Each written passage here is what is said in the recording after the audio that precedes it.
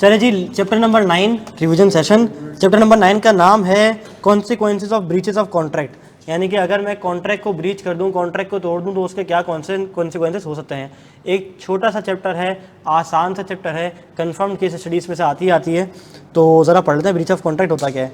देखो, जब भी कोई बंदा कॉन्ट्रैक्ट फॉर्म होने के बाद, अभी कौन सा फेज चल रहा है, परफॉर्मेंस फेज चल रहा है ना, तो जब भी कोई बंदा कॉन्ट्रैक्ट में एंटर होने के बाद उसको एग्जिट करे तो वो क्या कहलाता है, breach of contract. Breach of contract का मतलब है failure to fulfil the obligation.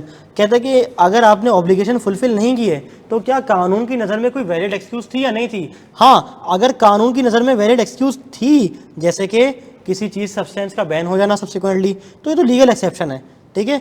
In such case ये तो अलाउ है, ठीक है। अच्छा, कह रहे हैं valid excuse under the law नहीं थी, valid excuse under the law available नहीं थी, तो सामने वाली पार्टी जिसका नुकसान हुआ है उसके पास कुछ रेमेडीज अवेलेबल हैं। कह रहे the most common solution is to claim damages, कि यार जो मेरा नुकसान हुआ ना ज़रा मुझे दे दो। अब मुझे ज़रा बताओ कि आपका जो नुकसान हुआ है वो क्या हो सकता है। मिसाल के तौर पे मैंने किसी का कहा कि मुझे ज़रा ना आईफोन 15 प्रो चाहिए है, नॉन पेटी है। उसने कहा मैं तुम्हें 1.5 लाख का दे दूंगा। मैंने कॉन्ट्रैक्ट साइन कर लिया, ठीक है, कल डिलीवरी ले लो और कल डिलीवरी दे दो मुझे, और तुम्हें मैं 1.5 लाख रुपये दे देता हूँ। अगर मैं 1.5 लाख रुपये उसको ना दे पाया या वो मुझे आईफोन नहीं दे पाया और मुझे कहीं और से 1,70,000 का लेना पड़ा, तो मैं उस पर कितनी पेनल्टी चार्ज करूंगा, 20,000 की। क्यों? क्योंकि उसकी वजह से मेरा 20,000 रुपये का नुकसान हो गया। तो damages being the most common solution, ठीक है। अच्छा, अदर रेमेडीज भी होती हैं, जैसे कि पेनल्टी वगैरह। अगर आपने पेनल्टी लिखवाई है तो आप पेनल्टी वगैरह भी चार्ज मार्च बोलो भाई कर सकते हो, ठीक है। बिल्कुल। काइंड ऑफ डैमेजेस, दो तरह के डैमेजेस होते हैं, एक होते हैं ऑर्डनरी डैमेजेस, एक होते हैं स्पेशल डैमेजेस। ऑर्डनरी डैमेज क्या होता है? ऑर्डनरी डैमेज के बारे में याद रखो कि ये हमेशा मिलते हैं। बोलो, ऑर्डनरी डैमेजेस हमेशा मिलते हैं, ठीक है। अच्छा, कह रहे ordinary damages compensate natural losses from breach of contract allowed even if not stated in the contract. ये बात इंप्लाइड है कि अगर किसी बंदे ने कॉन्ट्रैक्ट ब्रीच किया तो ऑर्डनरी डैमेजेस उसको पे करने पड़ेंगे, ठीक है। अच्छा, लॉस कैसे निकलेगा? Actual loss equals to market price, यानी कि मार्केट से मैंने लिया 1,70,000 रुपये का आईफोन 15 प्रो नॉन पेटी है, ठीक है, और कॉन्ट्रैक्ट प्राइस कितनी थी? 1,50,000। तो बताओ डैमेजेस कितने लूँ? 20,000 रुपये के। और ये जो डैमेजेस हैं ये कितने हैं बोलो? केड़े नाम दूँ उसको, क्या नाम दूँ? ऑर्डिनरी डैमेजेस, ठीक है। चलो, स्पेशल डैमेजेस जब मिलेंगे जब आपको आप जब सामने वाले को बता दो कि मैं डैमेजेस क्लेम करूंगा, ठीक है। मिसाल के तौर पे शहीद नदीम मेरे पास आए, मुझे कहा हुदैत भाई GTA 6 की रिलीज़ आ गई है, 10 महीने बाद GTA 6 रिलीज़ होने वाला है, मुझे आपसे 100 इम्पोर्टेड कंचा पीस लैपटॉप चाहिए जिसपे GTA 6 चल रहा है, ठीक है, और मुझे वो दूसरे शहर भेजने हैं। मैंने एक बड़ा कॉन्ट्रैक्ट पकड़ा है गेमिंग जोन का किसी, ठीक है, तो मुझे लैपटॉप दे दो। मेरा लैपटॉप पे क्यों, PC पे खेलो। कहता है यार मैं HDMI से कनेक्ट करूँगा ना, जितना बोलो उतना करो, आप मुझे लैपटॉप दे दो। मैंने कहा अच्छा ठीक है, ले लेना। तो मैंने इससे कॉन्ट्रैक्ट कर लिया कि मैं तुम्हें 10 बल्कि 100 इम्पोर्टेड लैपटॉप्स दूंगा अच्छे वाले जिस पे GTA 6 चल जाएगा। अगर मैं ये ना दे पाया, अज्यूमिंग कि मुझे पता ही नहीं था इसका स्पेशल ऑर्डर है, इसने बताया ही नहीं था, तो फिर मुझे क्या पे करना पड़ेगा ब्रीच के केस में? Ordinary damages. अगर इसने मुझे बता दिया था कि यार मेरा एक ऑर्डर है, मुझे लाहौर में डिलीवर करना है, फला गेमिंग जोन खुलने वाला है, मुझे उनके लिए ऑर्डर फुलफिल करना है, आपसे खरीद के ही आगे दूंगा, तो अगर उसका जो ऑर्डर का कमीशन था, जो इसका नुकसान हो गया मेरी वजह से, इसने मुझे बताया हुआ था, तो वो क्या होगा? Special damages. और इन सच केस अगर मैं अपनी परफॉर्मेंस ऑब्लिगेशन को फुलफिल ना कर पाया तो जो ये इसका नुकसान हुआ है वो क्या है? स्पेशल डैमेजेस है ना, वो मुझे पे करना पड़ेगा। डन। प्रॉफिट की अमाउंट बता दो कि मेरा एक प्रोजेक्ट है या मेरा एक वेंचर है, मुझे कहीं इसको एक्सपोर्ट करना है, फर्दर मुझे किसी मुल्क आगे भेजना है, तो आप ज़रा मुझे दे दो ताकि मेरा काम हो जाए। अगर आपने मुझे बता दिया था, स्पेशल डैमेजेस बता दिया था, तो मैं कॉन्ट्रैक्ट में लिखवाऊंगा कि यार ये स्पेशल डैमेजेस पे करने पड़ेंगे अगर आइदर पार्टी क्या रिफ्यूज़ या fails to fulfil the performance obligation. Done है। अच्छा सर, अब अगर उस मालिशी को 5,000 इजी पैसा कर दिया तो सबको समझ लेंगे, इसको अब क्यों ख्याल आया है? तो अभी तक वहीं पर हो। अच्छा okay, special damage compensate likely losses not known at the time of contract, allowed if communicated at the time of contract, allowed on the basis of actual loss। General नुकसान होगा, ऐसा नहीं कि इसका नुकसान हुआ 60,000 रुपये का, ये मुझे 6 लाख रुपये ले ले, कि नहीं यार 6 लाख रुपये, तो ऐसे नहीं होता। बात समझ आ रही है? क्लियर है? रिमोट एंड इनडायरेक्ट लॉस, कह रहे देखो कुछ लॉसेस होता है ना करीब करीब के, वो तो हो जाएगा, लेकिन जो इतनी दूर की लंबी लंबी लॉसेस होती है ना वो क्लेम नहीं हो सकते। सब मेरे साथ हैं यहाँ तक? पक्का समझ आ रहा है? हम क्या पढ़ने जा रहे हैं? Remote and indirect loss. Remote and indirect है बेसिकली ना, ये आई लगा लो, हाँ ये आई लगा लो, इधर इन लगा लो। अच्छा, ये सीन क्या है? ये सीन बेसिकली ऐसा है कि ये थे दादाजी, दादाजी की बेगम थी जिनका नाम था दादी जी, ठीक है। अच्छा, दादी जी की एक ख्वाहिश थी कि हमारा एक अपना घर हो, ठीक है, उसके अंदर कोई 3-4 फ्लोर हो और इनके 4 काके अपनी 4 काकियों के साथ वहाँ रह सकें, ठीक है, एक बड़ा घर हो आलीशान सा।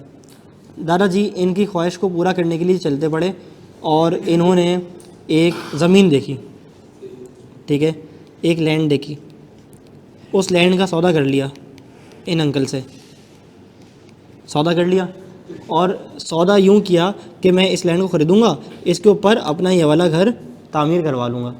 डन। अच्छा, अब हुआ क्या? अब हुआ ये कि अनफोर्सिन सर्कमस्टांसेस की वजह से अंकल ने डील को क्या कर दिया? कैंसिल कर दिया, ठीक है, डील को क्या कर दिया? कैंसिल कर दिया। जब दादाजी को ये बात पता चली तो ये चलते चलते चलते चलते मुंह लटका के कहाँ चले गए? दादी के पास, ठीक है। दादी जी की चूँकि बहुत ख्वाहिश थी कि हमें वो ज़मीन मिल जाए और मेरी इच्छा पूरी होने वाली है, तो दादी जी को ये सुन के बड़ा गम लगा, ठीक है। दादी जी पहुँच गई कहाँ पे? हॉस्पिटल में। दादी जी हॉस्पिटल में एडमिट हो गई। दादी जी की हुई सर्जरी, ठीक है, हार्ट की सर्जरी हो गई, ठीक है, और दादी जी को खर्चा आया कितने का? 10 लाख रुपए का, सही है। दादी जी की मेडिसिन की कॉस्ट वगैरह सब कुछ मिला के 3 लाख रुपए और लग गए, तो ये कितना हो गया? 13 लाख रुपए हो गए। दादाजी ने पैसे वैसे तो भरे, उसके बाद पकड़ने चले गए किसको? अंकल जी को। बोला बेटा आपने कॉन्ट्रैक्ट कैंसिल किया? बोला हाँ। बोला लाओ 13 लाख रुपए दो। बोला क्या रखवाए थे क्या? बोला नहीं, तुमने वो जो लैंड नहीं बेची ना, उस वजह से जब मैंने अपनी बेगम को बताया तो उसकी तबीयत बहुत ख़राब हुई, उसकी ओपन हार्ट सर्जरी होगी जिसके ऊपर 13 लाख रुपए का खर्चा है, लाओ दो। तो क्या ये क्लेम कर सकता है? नहीं। क्यों? क्योंकि ये बड़ा रिमोट ही और इनडायरेक्ट लॉस है, ये directly related to the contract नहीं है। हाँ, ये क्या क्लेम कर सकता है?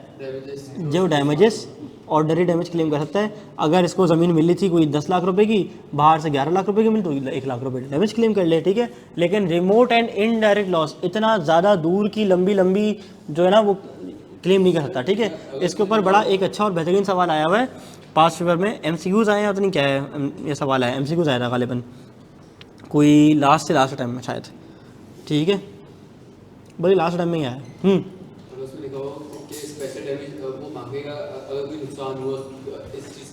अच्छा, तो नहीं, तो स्पेशल ये तो रिमोट एंड इनडायरेक्ट हो जाएगा ना, it must be related to the contract ना। नहीं, उसने लिखा हो कि अगर मैं इसको अलाउ ही नहीं है ना, अलाउ ही नहीं ना, ठीक है। अच्छा, cannot claim compensation for the losses that are too remote, indirectly cost losses कहलाते हैं, ठीक है। एग्जाम्पल पढ़ लो।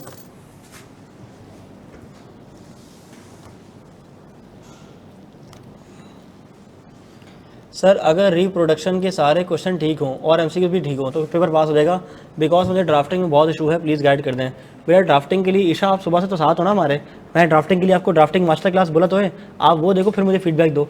आपको ना समझ आए, आपको ना फाका हो तो आप मुझे बोलो। उस ड्राफ्टिंग के तहत आप अपने आंसर तो ड्राफ्ट करना शुरू करो, चेक तो करवाना शुरू करो ग्रुप में एक बार। 15 से 20 सवाल लिखोगे ना उस तरह से, हाथ पक्का हो जाएगा, साफ हो जाएगा, ठीक है। डन है? पढ़ ली एग्जाम्पल? बताओ ना, पानी का है भाई, पानी का है? पानी नहीं रहा है, पानी का ऐसा नहीं।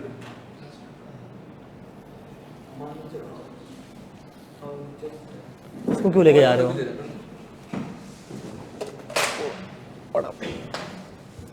चलो, सी लॉ के 250 सवाल लिख के कर लिए, अब तक कॉन्फिडेंस नहीं आया, बस कर दे 250।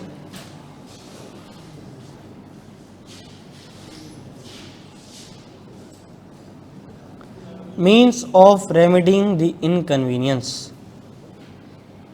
कहता है कि अगर ए ने बी से कॉन्ट्रैक्ट किया और ए ने कॉन्ट्रैक्ट ब्रीच कर दिया, बी की ये जिम्मेदारी बनती है कि वो अपना लॉस मिनिमाइज़ करे जितना हो सकता है। मिसाल के तौर पे ए ने बी से कॉन्ट्रैक्ट किया कि ए अपनी शॉप बी को रेंट पे दे देगा और ए अपनी शॉप बी को रेंट पे नहीं दे सका, तो बी क्या करता? वैसे अगर अक्लमंद होता तो आस पड़ोस में कोई और शॉप रेंट पे ले लेता, एक आध महीने के फ़र्ज से, 15-20 मिनट के फ़र्ज से कहीं और से वो शॉप रेंट पे ले लेता। लेकिन बी ने ऐसा नहीं किया।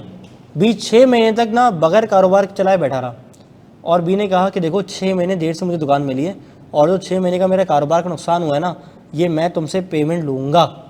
तो क्या बी ने सही किया या गलत किया? बी ने गलत किया। क्यों?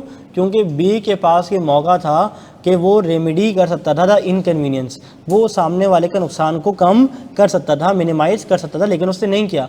अगर उसने नहीं किया तो वो फिर कंपनसेशन क्लेम इस केस में नहीं कर सकता। देखो, जब अगर मैं कैदी को जेल में भेजते हैं तो ऑब्जेक्टिव क्या होता है कि सज़ा दी जाए?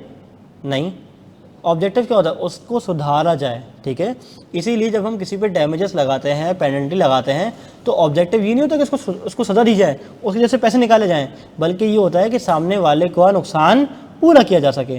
ठीक है, बात समझ आ रही है? पढ़ लो उसको। कह रहे हैं अगर सामने वाली पार्टी है ना जिसका नुकसान हुआ है, उसको कंसिडर करने चाहिए alternative option solutions to reduce such inconvenience. Affected party को क्या करना चाहिए? लॉस को मिनिमाइज़ करना चाहिए।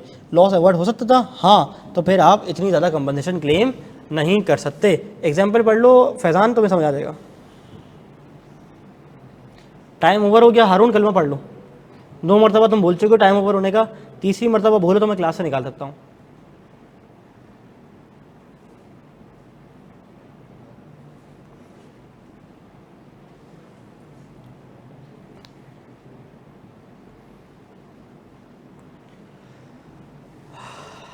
पढ़ लिया?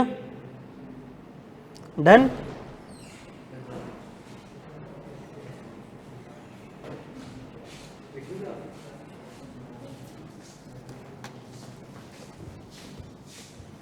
क्या बात है। ये अपने पास है ना, ज़्यादा पानी पी के रहना।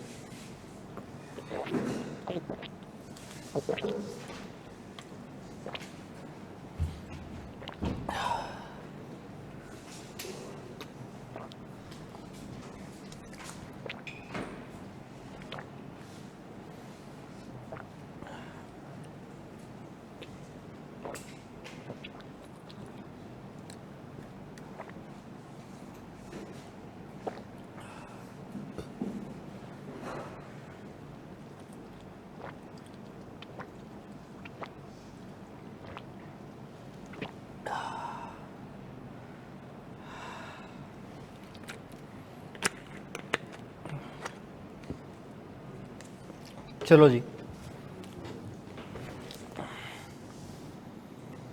Compensation where penalty is stipulated. Penalty का मतलब क्या होता है? पेनल्टी का मतलब होता है प्री डिफाइंड जुर्माना। और पेनल्टी को पेनल्टी क्यों कहा जाता है? पेनल्टी वो होती है जिसमें 3 बातें हों, प्री डिसाइडेड हो, एग्जेजरेटेड हो, डिसप्रोपोर्शनेट टू एक्चुअल लॉस हो, यानी एक्चुअल लॉस से डिसप्रोपोर्शनेट हो। अरसलान, चाय नहीं आई? चाय नहीं आई अब तक? बोलना कट चाय। पक्का समझ आ गया पेनल्टी क्या होती है? 3 बातें होनी चाहिए उसके अंदर। क्या? प्री डिसाइडेड हो, एग्जेजरेटेड हो और डिसप्रोपोर्शनेट टू एक्चुअल लॉस हो। अच्छा, हाँ, एक्चुअल लॉस पेनल्टी से ज़्यादा हो गया तो फिर एक्चुअल लॉस। ठीक है,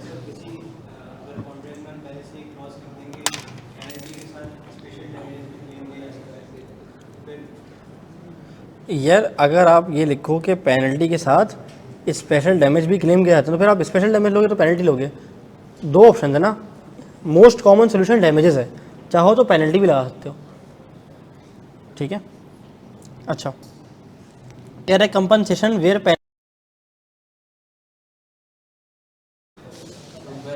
मेरा टॉपिक ये चल रहा था, तुम लोगों को तो पूरी आ गई थी। नहीं, तुम लोगों को ऑनलाइन वाले कहाँ तक आवाज़ आई थी? यहाँ से नहीं आई? एग्जेजरेटेड टेबल से पहले तक? अच्छा, चलो दोबारा पढ़ा देता हूँ।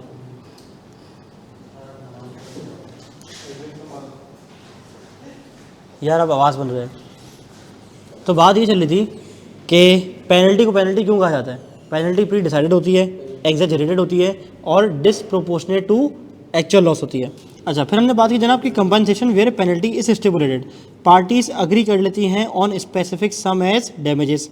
लेट से पार्टीज ने अग्री कर लिया 12 लाख रुपये पे, ठीक है, 12 लाख रुपये डैमेजेस पे अग्री कर लिया। क्या ये 12 लाख रुपये रीज़नेबल है? जवाब आता है नहीं, रीज़नेबल नहीं है, तो ये अनरीज़नेबल है। अनरीज़नेबल अमाउंट है, इसको पेनल्टी ट्रीट किया जाता है।